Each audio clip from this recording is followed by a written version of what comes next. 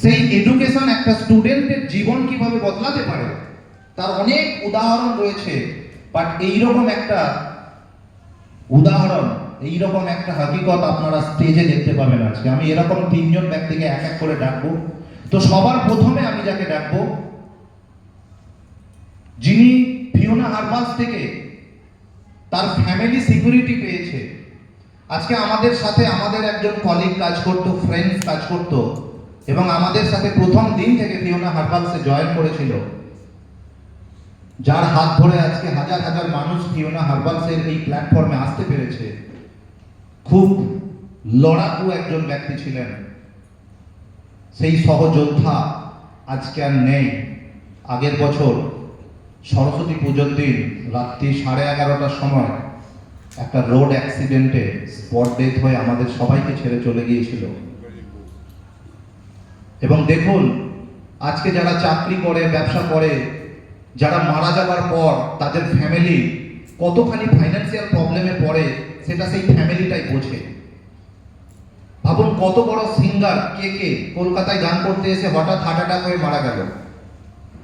আজকে কে স্ত্রী কিন্তু গান গিয়ে ইনকাম করতে পারবে না। তাহলে তার জীবনে আজকে ফাইন্যান্সিয়াল প্রবলেম হবে কি হবে না? এরকম প্রচুর উদাহরণ আছে, প্রচুর কে আছে, তারা তাদের স্ত্রীকে বিধবা করে চলে যাচ্ছে। সুতরাং আজকে জয়দেব মুখার্জি আমাদের সেই সহযোদ্ধা, লড়াকু যোদ্ধা, যে মারা যাবার পরেও তার পরিবারকে ফাইন্যান্সিয়ালি কষ্ট পেতে হয়নি, ফাইন্যান্সিয়ালি প্রবলেমে পড়তে হয়নি। কেন? কারণ সে ফিওনা হারবালসের সাথে যুক্ত ছিল। ফিওনা হারবালস কখনো কারো ফ্যামিলিকে ইনসিকিউরিটি দিতে পারে না, সবসময় তার ফ্যামিলিকে সিকিউরিটি দিতে পারে। তার যে হাকিকত, তার যে নজির আজকে আমাদের সামনে রয়েছে। জয়দেব বাবুর স্ত্রী মিসেস মালা মুখার্জি রয়েছেন এই হলে। আমি একবার মালা ম্যাডামকে ডাকতে চাইবো, উনি ওনার অভিজ্ঞতা আপনাদের সাথে শেয়ার করবেন। তো please come on stage Mala Mukherjee.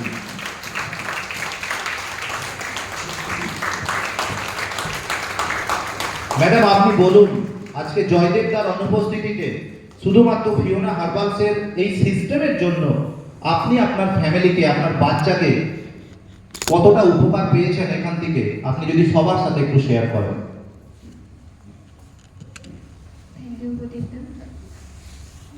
নমস্কার সবাইকে। আমি ফিওনা হারবাল থেকে আমার স্বামী মারা যাওয়ার পর আমি এখান থেকে সমস্ত ইনকাম পাচ্ছি এবং সেটা আনলিমিটেড ইনকাম। আর যদি আমার স্বামী এই সিস্টেমের মধ্যে না থেকে অন্য কিছু কাজ করতো, তাহলে হয়তো আমাকে কারো বাড়িতে কাজ করে বা অন্য কিছু কাজ করে সংসার চালাতে হতো। এমনকি আমি এই যে সম্মানটা পাচ্ছি, এই সম্মানটাও পেতাম না। কিন্তু আজকে আমার আত্মীয় স্বজনরা আমার থেকে হাত গুটিয়ে নিয়েছে, শুধুমাত্র ফিওনা হারবাল আমাকে সাপোর্ট করেছে। তো thank you Fiona Herbal, thank you. Thank you Mala. আজকে মালা মুখার্জির মতন অনেক মালা আমাদের সোসাইটিতে রয়েছে, যারা সংগ্রাম করছে, লড়াই করছে, তার ফ্যামিলিকে কিভাবে সে ভালো জায়গায় রাখতে পারে, তার ছেলে মেয়েকে ভালো এডুকেশন দিতে পারে। আজকে কিন্তু কেউ তার সলিউশন পাচ্ছে না, একমাত্র ফিওনা হারবালস থেকে মালা মুখার্জি যে সিকিউরিটিটা পেয়েছে। সুতরাং এইটাই আমাকে মানুষের কাছে বলতে লাগবে, এই জিনিসটাই বোঝাতে লাগবে। তো চলুন আমি নেক্সট আরেকজনকে ডাকবো, যে মানুষটা তার জীবনটা কোন জায়গাতে ছিল এবং আজকে ফিওনা হারবালসের এই সিস্টেমে যুক্ত হওয়ার পর থেকে তার আজকে সে কোন জীবনটা এনজয় করছে, কোন লাইফটা সে পেয়েছে, সেটা তার মুখ থেকে সে শেয়ার করুক। সো এইরকম একটা সাকসেসকে আমি ডাকতে চাই, একবার জোরদার তালি হবে। Mister Swapan Kumar Koyal from Sundarban, please welcome mister Swapan Kayal.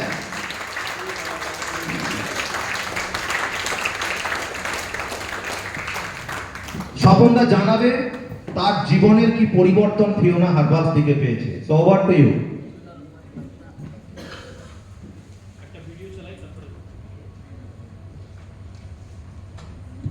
স্বপনদার একটা ভিডিও আমরা সবাই দেখে নিয়ে আগে। ওকে। সমস্ত কথা মনে সমস্ত কথা শেয়ার করতে পারি, যিনি ছোটবেলা থেকে তার সমস্ত কিছু দিয়ে আমার এই বিয়ের 2 বছর পরে পর্যন্ত বাবা আগলে রেখেছে।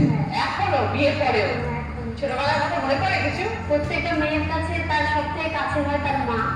আমার দিক থেকে তার অপোজিট, মানে আমার আমার মানে কোনো কিছু লাগবে বা আমার কোনো কিছু অসুবিধা হচ্ছে বিয়ের আগে কিংবা বিয়ের পরে, আমি মার সঙ্গে যতটা শেয়ার করি বেশি শেয়ার করি আমি বাবার সাথে। একটা কথা আছে, মুশকিল আসান, তো আমার ক্ষেত্রে হচ্ছে বাবা সেটা। তো ছোটবেলাটা কিরকম ছিল ঠাকুরবাবু? 95-তে 1995 হয়, ঠিক যখন ওর বয়স 2 বছর, তখন একটা জ্বর ওর হতো এবং জ্বর হয়ে যাওয়ার সঙ্গে সঙ্গে ওর চোখগুলো রাঙিয়ে যেত। আর আমি অত্যন্ত অভাবের সময়, খুব দারিদ্রের সময় ও আমার ওর মার কোল আলো করে এসেছিল। আর সেই সময়টাতে আমি 37 টাকা রোজে কলকাতাতে জমারে কাজ করতাম এবং মজাকে যে কাজগুলো করতাম খুব কষ্ট করতে। খুব কষ্টের মধ্যে করতাম এবং কাজ না করলে আমার দিন চলবে না, অথচ মেয়েকে নিয়ে বসে থাকলে ওষুধের পয়সা আসবে না। এমতো অবস্থায় যখন আমি কাজ করে বাড়িতে ফিরতাম, সারা রাত আমরা জেগে আমি এবং আমার স্ত্রী বসে থাকতাম বন্ধে, এবং সকালে একটা বড় ডাক্তার দেখাবো, তার যে একটা অ্যামাউন্ট, তার যে টাকা, তখন সেই সময় 500 টাকাটা আমার কাছে খুব স্বপ্ন ছিল। ওর জ্বরের দিক বিভিন্ন ফল ওটা ওটা ডাক্তার খাওয়াতে বলেছিল। তো আমি সেখানে বাদশাহ কাছ থেকে নেমে উড স্ট্রিট, পার্ক স্ট্রিট এবং ফেমাস স্ট্রিট আমি হেঁটে কাজ করতাম। মানে ঠিকাদারদের একটা রেট ছিল যে বাসে গেলে 1.5 টাকা ভাড়া, ওই ভাড়াটা কার্ডের সঙ্গে যোগ হবে, ও রোজের সঙ্গে ওটা পাবে। আমি 1.5 টাকা 3 টাকা ভাড়া বাঁচানোর জন্য, যাতে ও একটা ফল মুসুম্বি লেবু খাওয়াতে পারি, আমি কিন্তু হেঁটে ওটা কভার করতাম। আমার এই সংগ্রামের সঙ্গে আমার স্ত্রী ওতপ্রোতভাবে আছে। একটা সময় আমি কাজ করছিলাম এরকম করে, আর তখন মিস্ত্রিরা কাজ করছে, আমি টাইমস অফ ইন্ডিয়া পেপার পড়ে ইংলিশে ওদের বোঝাচ্ছিলাম। যেহেতু আমি এইচএস পাস করার পরে আমি ইংলিশে পড়ে ওদেরকে বোঝাচ্ছিলাম। যিনি ঠিকাদার ছিলেন উনি পিছন থেকে আমাকে ফলো করছিলেন। তখন দেখে বললো যে তুমি এত পড়াশোনা জানো, তাহলে কেন এই কাজটা করছো, অন্য কোনো কাজ নয় কেন? উনি তখন আমাকে একটা হোমিওপ্যাথি ডাক্তারের পরামর্শ দিল। আমি এসএন ব্যানার্জি রোডে, ওখানে উনি ভর্তি করে দিল। 5টা থেকে ডিউটি ওখানে মানে সেরে 6টা থেকে ক্লাস হতো রাত 8টা পর্যন্ত। ডাক্তারি ডিগ্রি করে যাতে আমি জীবনের ডাক্তার হতে পারি, উনি সেই চেষ্টাটা আমাকে করেছিলেন। যখন 2005 সাল আমার কোর্স কমপ্লিট হয়, তখন আমি একটা ডিসপেন্সারি খুলে বসি এবং ধীরে ধীরে সেখান থেকে আজকের এই ল্যাভিনা রিসার্চ সেন্টারের সঙ্গে যুক্ত। এখন আপনি কি করেন? এখন আমি হোমিওপ্যাথি ডাক্তারি করি এবং তার সঙ্গে ল্যাভিনা যে রিসার্চ সেন্টার, ওখানকার এখন সিনিয়র ম্যানেজার, ওখানেই এখন আমার প্রফেশনালি আমি কাজ করি। বাহ, আর 8খানা জেলাতে দিদি আপনাদের আশীর্বাদে আমি এখন কাজ করতে পারছি। সংসার, সন্তান সবাইকে বড় করার পেছনে জীবন ত্যাগ হয়ে যায়, সেটারই আরেকটা নিদর্শন হচ্ছেন জগন্নাথ। একদম।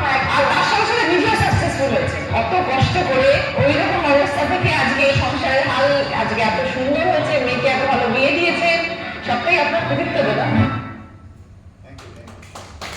যাই হোক, আমি কিভাবে আজকে ফিওনা হারবার্সের হাত ধরে 0 থেকে হিরো হয়েছি, টোটাল বিষয়টা আপনাদেরকে বলবো। মেনে নেওয়া, সমঝোতা করা, মনে নেওয়া, সংঘর্ষ করা।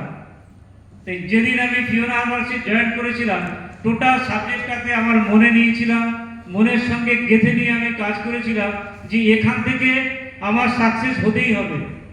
ফিওনা হারবার্স এমন একটা প্ল্যাটফর্ম, আজকের ডেটে দাঁড়িয়ে যদি আমি এই প্ল্যাটফর্মের সন্ধান না পেতাম, তাহলে আমি শিওর আজকের আমার জীবনটা জোন মজুরদের সঙ্গে কেটে যেত।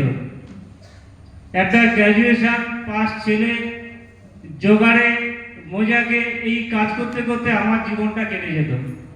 কিন্তু আমার জীবনের সম্পূর্ণ পরিবর্তন, আমার ফ্যামিলির পরিবর্তন, এই সব কিছু ভুলে আজকে ফিওনা হারবার্স। তাই আমি চাইবো এরকম সংগঠনের সঙ্গে যারা কাজ করছেন, তারা সত্যি মেনে নিয়ে নয়, নিজের মনের সঙ্গে অ্যাডজাস্টমেন্ট করে কাজ করুন, টার্গেট পূরণ করুন, আপনারা সফলতা পাবেন। আগামী দিন থেকে বা আগের অনেক মিটিংয়ে আপনারা শুনেছেন যে ফিওনা হারবার্স করে কি কি এখান থেকে পাওয়া যায়। আমি আপনাদের আজকে বলছি এই ফিওনা হারবার্স করে আমি কি কি হারিয়েছি। আমার কথাগুলো আপনারা বোঝার চেষ্টা করবেন। আমি এখানে করে অনেক কিছু হারিয়েছি জানেন। এখানে হয়তো আমাকে বলা হচ্ছে যে আপনি অনেক কিছু পেয়েছেন, হ্যাঁ আমি অবশ্যই পেয়েছি, কিন্তু হারিয়েছি আবার কিছু। আমি কি কি হারিয়েছি আপনাদের একটু বলি। এই ফিওনা হারবার্স করতে এসে আমি সর্বপ্রথম হারিয়েছি কি জানেন, যখন আমি কলেজ যেতাম তখন আমার বাবা আমাকে 150 টাকা দিয়ে একটা রেসিং সাইকেল কিনে দিয়েছিল।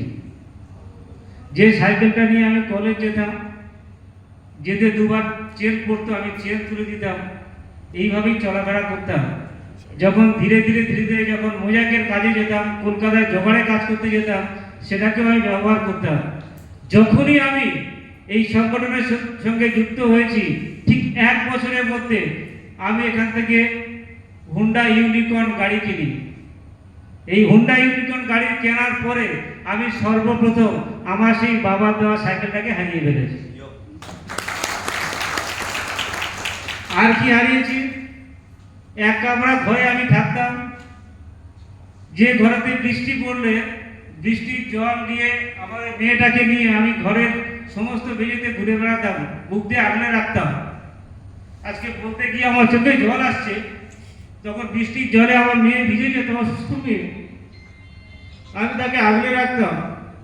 আজকের এই ফিওনা হারবার্সের হাত ধরে আজকে সেখানে আমরা সেই ঘরটা আর নেই, সেখানে হয়েছে আমার 2 তলা পাথরের বাড়ি। এটা সম্ভব হয়েছে ফিওনা হারবার্সের জন্য। আগেরবারে যখন আমি এই মিটিংয়ে এসেছিলাম তখন আমি ছিলাম সিনিয়র ম্যানেজার। আমার 312 নম্বর রুম আমার জন্য অ্যালার্ট করা হয়েছিল। আমি ব্যালকনিতে যখন বসেছিলাম তখন জানলা দিয়ে দেখতাম নিচে অনেকগুলো গাড়ি দাঁড়িয়ে আছে। আমি ওখান থেকে ভাবতাম এই গাড়িগুলোর মধ্যে আমার গাড়ি কোনটা। আমি একটা প্রতিজ্ঞা করেছিলাম যে আমি যে কোনো কোশিশে যে কোনোভাবে আমি ডিরেক্টর ট্রেন অ্যাচিভ করবো এবং গাড়ি কিনবো। ফিওনা হারবার্স স্বপ্ন দেখায় না, স্বপ্নটাকে বাস্তবে রূপদান করে দেখায়। আমার সেই অবচেতন মনের স্বপ্ন আজকে রূপদান হয়ে গেছে। আজকে আমি 4 হুইলার নিয়ে এখানে আসতে পেরেছি, সেটাও ফিওনা হারবার্সের হাত ধরে। শুনলাম আমরা, এবং তার সাথে সাথে আজকে ফিওনা হারবার্স, যেটা প্রত্যেকটা বাবা মায়েরা আজকে সব থেকে বেশি দুশ্চিন্তায় ভোগে তার ছেলে মেয়ের কেরিয়ার নিয়ে। প্রতিটা বাবা মা, এবং কেরিয়ারের কথা বললেই সবার প্রথম কথা মনে আসে কাদের না, স্টুডেন্ট জেনারেশনদের, যারা কেরিয়ার নিয়ে ভাবে, যারা কেরিয়ার নিয়ে ব্যস্ত। আজকে এই কেরিয়ারের কথা যখন আমরা বলি বা যখন প্রশ্ন ওঠে, সবার প্রথমে আমাদের জানা উচিত যে আমরা কোনটাকে কেরিয়ার বলবো। আমি কয়েকদিন আগে একটা স্টুডেন্ট, একটা ছাত্রীকে জিজ্ঞেস করেছিলাম, আচ্ছা ও এইচএস পড়ছে, তো আমি বলেছিলাম তোমার লক্ষ্য কি? বলছে একটা ভালো কেরিয়ার পাবো। আমি বললাম কেরিয়ার মানে তুমি কি বোঝো? বলছে কেরিয়ার মানে নিজের পায়ে দাঁড়ানো, একটা চাকরি করা, এটা ওর কাছে কেরিয়ার। চাকরি তো অনেকেই করে, চাকরি করতে করতে যদি মারা যান আপনার ফ্যামিলি আর পয়সা পাবে? তাহলে কি এটা কেরিয়ার? আবার চাকরি থেকে যদি রিটায়ার মানে আপনাকে ছাঁটাই করে দেওয়া হয়, তাহলেও কি আপনি পয়সা পাবেন? তাহলে এটা কেরিয়ার? আবার চাকরি করতে করতে যেদিন আপনাকে রিটায়ার হয়ে যাবেন আপনি, সেই দিন আপনার সব থেকে বেশি পয়সার প্রয়োজন হবে, আর ওই দিন আপনাকে কোনো স্যালারি দেওয়া হবে না, এটা কি কেরিয়ার? তখন আপনাকে আপনার ছেলে মেয়ের উপর ডিপেন্ড হয়ে বাঁচতে হবে। একটা মানুষ তার জীবদ্দশায় 30 বছর 40 বছর তার প্রফেশনে তার জীবন যৌবন সবকিছু দেওয়ার পর আফটার রিটায়ারমেন্ট তাকে ডিপেন্ডেবল লাইফ লিড করতে হচ্ছে। এবং আজকে সেটাও পাওয়া খুব ভাগ্যের ব্যাপার, কারণ সব বাবা মায়েরা তার ছেলে মেয়ের কাছে থাকতে পারে না। আজকে দেখুন মোড়ে মোড়ে বৃদ্ধাশ্রম খোলা হয়েছে। তার মানে এমন একটা প্রফেশনে আপনি সময় দিয়েছেন, এমন একটা প্রফেশন থেকে আপনি ইনকাম করেছেন, যে ইনকামটা আপনাকে বৃদ্ধাশ্রমে পাঠিয়েছে। ক্লিয়ার? সো আমাদের কাছে আজকে ফিওনা হারবার্স শিখিয়েছে, ফিওনা হারবার্স বুঝিয়েছে। সে কি দেখিয়েছে? সে বলছে কেরিয়ার এগুলো নয়। কেরিয়ার হলো এমন একটা ফাইন্যান্সিয়াল ভিকেলস থেকে তোমাকে ইনকাম করতে হবে যে ইনকামটা তুমি মৃত্যুর দিন পর্যন্ত করতে পারো, এখানে কোনো রিটায়ারমেন্ট নেই। তুমি বেঁচে থাকাকালীন পয়সা পাবে, মারা যাবার পরেও ইনকাম করতে পারবে। এইটা হচ্ছে কেরিয়ার। আর ওই ফাইন্যান্সিয়াল ভেহিকলসটা তুমি কিভাবে পেতে পারো? তুমি যে এডুকেশনটা দ্বারা, যে পড়াশোনাটার দ্বারা তুমি ওই ফাইন্যান্সিয়াল ভেহিকলসটা পেতে পারো, সেই পড়াশোনাটাই বাকি। তুমি যে বাংলা অনার্স করেছো, ইতিহাস অনার্স করেছো, এই পড়াশোনাটা ওই ফাইন্যান্সিয়াল ভেহিকলসটা তোমাকে দিতে পারে না, যে ফাইন্যান্সিয়াল ভেহিকলস থেকে তুমি এই ক্যারিয়ারটা পেতে পারো। তাহলে কোন পড়াশোনাটা দিতে পারে ওই ফাইন্যান্সিয়াল ভেহিকলস থেকে ইনকাম? না, যে পড়াশোনাটা পার্টিকুলার মানুষের সমস্যাকে সমাধান দিতে পারে। আজকে নিউট্রিশন এডুকেশন যেটা ফিওনা হারবালস এনেছে, আজকে পিপল ইউনিভার্সিটি অফ কানাডা একটা ইন্টারন্যাশনাল ইনস্টিটিউট থেকে বাড়িতে বসে আপনি নিজেকে একজন সার্টিফাইড নিউট্রিশনিস্ট বানিয়ে তুলতে পারেন। আজকে ডাক্তাররাও এমবিবিএস হচ্ছে 70 লক্ষ, 80 লক্ষ, 1 কোটি টাকা খরচ করে। আবার ফিওনা হারবালস থেকে নিউট্রিশনিস্টও তৈরি হচ্ছে মাত্র 20,000 টাকা খরচ করে। এখন প্রশ্ন হলো এটাই, যে লোকটা 1 কোটি টাকা খরচ করে এমবিবিএস পাস করে ডক্টর উপাধি নিচ্ছে, সে তার ফ্যামিলির কোনো ব্যক্তিকে, কোনো সদস্যকে ডায়াবেটিস থেকে ভালো করতে পারছে না, হার্ট প্রবলেম থেকে ভালো করতে পারছে না। তার মানে 1 কোটি টাকা পড়াশোনা যে সমাধান তার ফ্যামিলিকে দিতে পারেনি, মাত্র 20,000 টাকার একটা নলেজ, 20,000 টাকার একটা এডুকেশন, সে কিন্তু তার ফ্যামিলির প্রত্যেককে হেলদি লাইফ দিতে পারে। এটা হয় কি হয় না? তাহলে কোনটা বেশি প্রয়োজন আজকের দিনে? আর একটা ধারণা আমাদের খুব ভুল আছে, এই ধারণাটা মানুষের বদলে ফেলতে হবে। কোন ধারণা? মানুষের ধারণা সুগার হলে ডাক্তারের কাছে যেতে হবে, হার্টের প্রবলেম হলে ডাক্তারের কাছে যেতে হবে। আমাদের প্রত্যেককে এই জিনিসটা আগে বুঝতে হবে, কখন আমরা ডাক্তারের কাছে যাব আর কখন নিউট্রিশনিস্টের কাছে যাব। আমি পড়ে গিয়ে হাত ভেঙে ফেলেছি, সাপ কামড়ে দিয়েছে, ইলেকট্রিক শক খেয়েছি, অ্যাক্সিডেন্ট ঘটে গেছে, ইমিডিয়েট যাবো কার কাছে? ডক্টরের কাছে। আমার সুগার হয়েছে, ডক্টরের কাছে যাব না, নিউট্রিশনিস্টের কাছে যাব। আমার heart problem, cholesterol, cancer, ulcer, arthritis, spondylitis, কার কাছে যাব? নিউট্রিশনিস্টের কাছে যাব, ডাক্তারের কাছে নয়। কারণ আমাদের প্রত্যেকের কাছে একটা মোবাইল ফোন আছে। আচ্ছা, মোবাইলটা যদি খারাপ হয়, আপনি সাইকেল দোকানে যাবেন মোবাইল ছাড়াতে, সে কি করবে? হাতুড়ি মেরে মোবাইলের ফিচার সব। এবার আপনার হয়েছে সুগার, আপনার যাওয়া উচিত নিউট্রিশনিস্টের কাছে, চলে গেছেন ডক্টরের কাছে, সে আপনাকে মেডিসিন খাইয়ে আপনার চোখ, হার্ট, লিভার, কিডনি সব 12টা বাজিয়ে দিয়েছে। শুনেছেন কোনোদিন কোনো মেডিসিন দিয়ে কোনো ডাক্তার সুগার সারিয়ে দিয়েছে? ঘটেছে কোনোদিন? কারণ আপনার প্রবলেম মোবাইলের, আর হয়েছে গেছেন আপনি সাইকেল দোকানে। সুতরাং এই ধারণাটা মানুষের বদলে দিতে হবে। এবার বলুন তো, আজকে বাড়িতে বাড়িতে বাড়িতে বাড়িতে বাড়িতে বাড়িতে এমার্জেন্সি কেসেস বেশি না ইন্টারনাল প্রবলেমের বেশি? মানে হার্ট অ্যাটাক, সুগার, কোলেস্টেরল, এগুলোর বেশি রয়েছে নাকি এমার্জেন্সি সিচুয়েশন বেশি রয়েছে? ইন্টারনাল প্রবলেম বাড়িতে বাড়িতে রয়েছে। তাহলে ইন্টারনাল প্রবলেমের সলিউশনের জন্য কার কাছে যাওয়া উচিত? নিউট্রিশনিস্টের কাছে যাওয়া উচিত, ডক্টরের কাছে নয়। তাহলে আজকের সমাজে বাড়িতে বাড়িতে যদি ইন্টারনাল প্রবলেমের সংখ্যা বেশি থাকে, তাহলে ডক্টরের বেশি প্রয়োজনীয়তা আছে না নিউট্রিশনিস্টের প্রয়োজনীয়তা বেশি আছে? কার বেশি প্রয়োজন আজকের দিনে? নিউট্রিশনিস্টের। এইরকম একটা প্রফেশন, এইরকম একটা এডুকেশন আজকে নিয়ে এসছে এফ একাডেমি, যেখান থেকে আমরা এই নিউট্রিশন কোর্সটা করে একজন সার্টিফাইড নিউট্রিশনিস্ট হতে পারি, মানুষের পার্টিকুলার প্রবলেম সলভ করতে পারি, এবং ওই ফাইন্যান্সিয়াল ভেহিকলসটা আমি পেতে পারি যেখান থেকে পার্টিকুলার ক্যারিয়ার পাওয়া যায়। তার নজির অনেক আছে, অনেক। আমি তার মধ্য থেকে একজনকে আজকে ডাকবো, যে স্টুডেন্ট এখান থেকে এই নিউট্রিশন এডুকেশনটা করে তার জীবনে কি পরিবর্তন আনতে পেরেছে, সে নিজেকে কিভাবে ডেভেলপ করতে পেরেছে। তো এইরকম একজন স্টুডেন্টকে আমি ডাক, স্নেহা সয়, প্লিজ কাম অন স্টেজ।